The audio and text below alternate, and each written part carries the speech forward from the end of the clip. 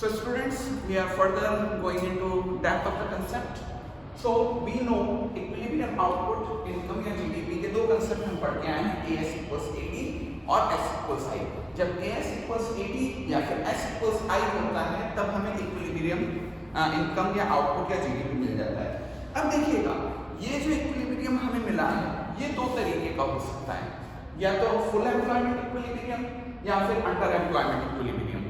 Full employment equilibrium का मतलब ये होता है कि कंट्री के जितने भी रिसोर्सेज थे, प्रोडक्टिव रिसोर्सेज थे, उन सबका पूरा यूज हो चुका है, फुलर यूटिलाइजेशन ऑफ रिसोर्सेज हुआ है और अब कोई भी रिसोर्सेज अनयूज्ड या अनयूटिलाइज नहीं रह गए हैं.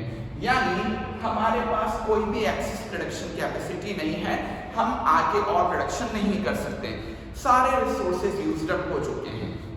जबकि अंडर एम्प्लॉयमेंट इक्विलिब्रियम तब माना जाता है जब हमारी कंट्री के सारे रिसोर्सेज पूरी तरीके से यूज नहीं हुए हैं. इसका मतलब है कुछ रिसोर्सेज अनयूज्ड या अनयूटिलाइज्ड रह गए हैं. इसका मतलब ये भी है कि हमारे पास कुछ एक्सेस प्रोडक्शन कैपेसिटी है, यानी कि उन रिसोर्सेज का अगर हम यूज करते तो और बेटर इक्विलिब्रियम हमें मिल सकता था. एंड इसी वजह से आगे इकोनॉमिक्स में या इकोनॉमी में अनएम्प्लॉयमेंट की सिचुएशन बनी है. इसको हम बड़े आसानी से समझ सकते हैं. मान लीजिए हम एक अजम्पशन करके चलते हैं कि कंट्री के पास इतने रिसोर्सेज हैं कि वो 10 लेवल पे या 10 बिलियन डॉलर का 10 बिलियन यूएस डॉलर्स का डिमांड और सप्लाई आसानी से बियर कर सकती है.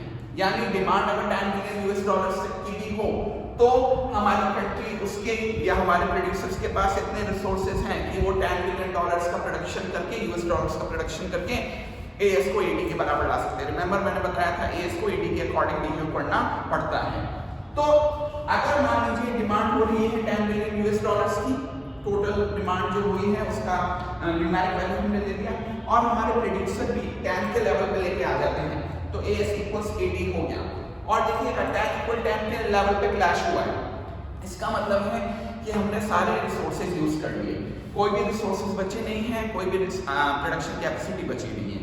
लेकिन मान लीजिए 10 का हम प्लान कर सकते थे, लेकिन किसी वजह से हमारी डिमांड्स केवल 6 बिलियन यूएस डॉलर्स तक ही जा रही है, तो अकॉर्डिंगली अननेसेसरीली हमारे प्रोड्यूसर्स 10 बिलियन डॉलर्स का प्रोडक्शन नहीं रखेंगे. क्यों नहीं रखेंगे? क्योंकि अनसोल्ड स्टॉक की प्रॉब्लम हो जाएगी.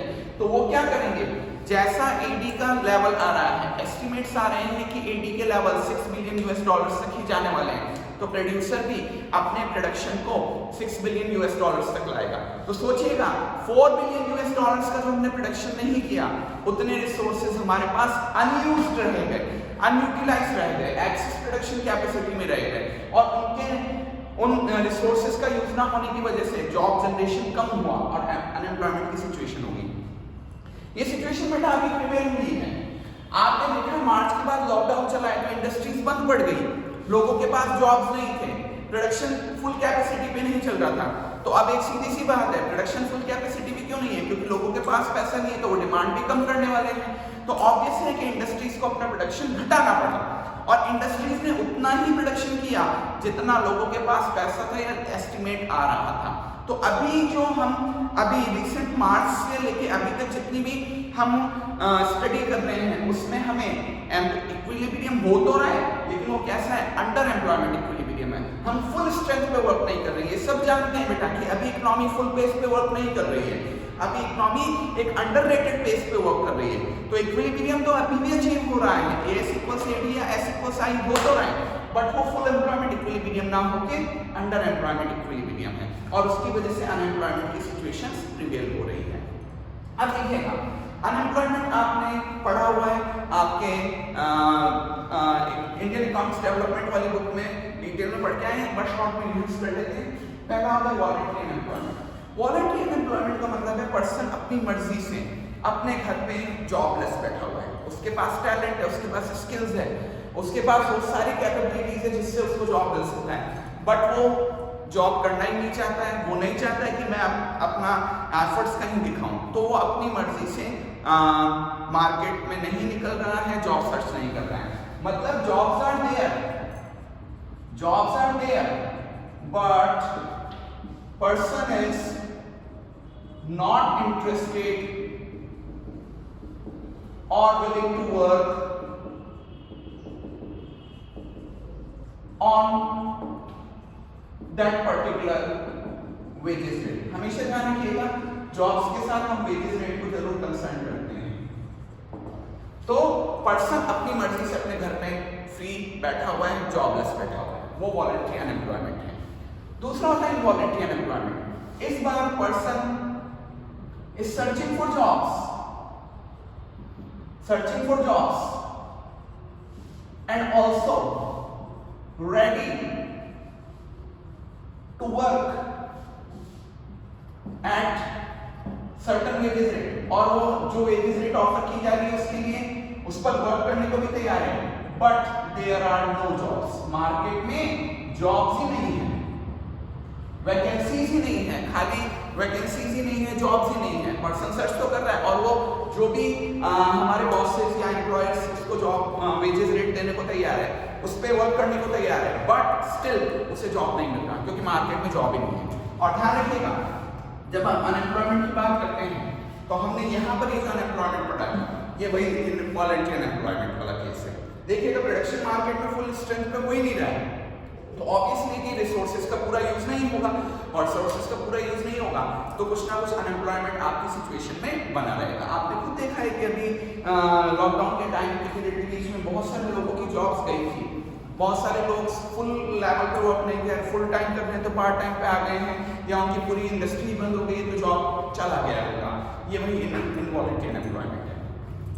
तीसरा इंपॉर्टेंट कंसेप्ट जो हमें पढ़ना है वो है full employment.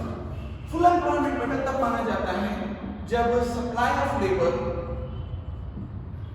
Is exactly equal to demand of labour, यानी मार्केट में जितने लोग जॉब के लिए खड़े हैं उन सभी को जॉब मिल रहा है। मार्केट में जितने लोग खड़े हैं जॉब के लिए, उतने हैं, रेडी हैं, जॉब करने के लिए तैयार हैं, उनको जॉब्स मिल रहे हैं, यानी कोई भी जॉबलेस नहीं घूम रहा है। बट बेटा मैं आपको बता दूं कि फुल एम्प्लॉयमेंट का मतलब ये नहीं है कि मार्केट में या पर्सन्स जितने भी हमारे हैं वो सबको एम्प्लॉयमेंट मिल चुका है और मार्केट में जीरो अनएम्प्लॉयमेंट की सिचुएशन है। नो, ऐसा कभी भी नहीं होता है। फुल एम्प्लॉयमेंट होने के बावजूद भी मार्केट में कुछ ना कुछ अनएम्प्लॉयमेंट बना रहता है, जिसको हम बोलते हैं नेचुरल रेट ऑफ अनएम्प्लॉयमेंट, जिसको हम बोलते हैं नेचुरल रेट ऑफ अनएम्प्लॉयमेंट। तो हमेशा ध्यान रखिएगा, भले आपके फुल एम्प्लॉयमेंट का केस आ गए लेकिन फिर भी आप ये नहीं कह सकते कि मार्केट में जीरो अनएम्प्लॉयमेंट का केस बना हुआ है, क्योंकि कुछ ना कुछ अनएम्प्लॉयमेंट हमेशा बना रहता है, जिसको हम नेचुरल रेट ऑफ अनएम्प्लॉयमेंट कहते हैं।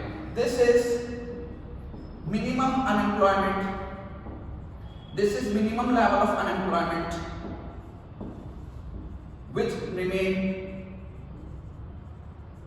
which always remain present in market, which always remain present in market।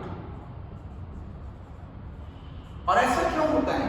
क्योंकि बेटा देखिएगा दो मेजर टाइप के अनएम्प्लॉयमेंट हम पढ़ रहे हैं, एक फ्रिक्शनल अनएम्प्लॉयमेंट, एक स्ट्रक्चरल। ऐसा जरूरी नहीं है कि जो पर्सन जॉब कर रहा है वो अपने जॉब से सेटिस्फाई ही हो, या हम यूं कहें कि पर्सन जब एक जॉब करता है तो वो बेटर अपॉर्चुनिटीज की सर्च करना छोड़ देता है। ऐसा बिल्कुल भी नहीं है। पर्सन हमेशा कुछ ना कुछ बेटर अपॉर्चुनिटी के बारे में सर्च आउट करता है, और यही सर्च हमें शो करती है कि वो एम्प्लॉयड होते हुए भी अनएम्प्लॉयमेंट का शिकार है। इसमें दो तरीके की चीजें हैं। फ्रिक्शनल अनएम्प्लॉयमेंट, फ्रिक्शनल अनएम्प्लॉयमेंट तब माना जाता है कि जब हम जॉब्स को स्विच करते हैं या चेंज करते हैं। तो ऐसा नहीं है कि आज आप कहीं जॉब कर रहे हैं और आपने यहाँ से क्विट किया और अगले दिन आपके लिए जॉब तैयार करी है। नो, जैसे आज की तारीख में मैं इस इंस्टीट्यूशन से अपना जॉब क्विट करता हूँ तो जरूरी नहीं है कि मुझे कल के कल जॉब मिल जाएगी। इस दौरान मुझे सर्च भी करना पड़ेगा, मुझे बहुत सी जगह इंटरव्यूज, मीटिंग्स वगैरह भी करनी पड़ेगी और मुझे एक अच्छा ऑफर मिलने में टाइम लगेगा। फ्रिक्शनल अनएम्प्लॉयमेंट के रीजन कुछ होते हैं, जैसे इमोबिलिटी ऑफ लेबर जो अभी मैंने आपको डिस्कस किए।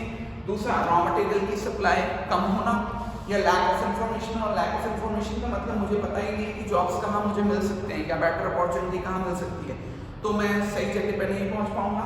इसके अलावा कोई भी फैक्टर इनपुट जो प्रोडक्शन को इंक्रीज करने के लिए, प्रोडक्शन को बनाए रखने के लिए जरूरी है, उनका इक्वल लेवल ना हो पाना।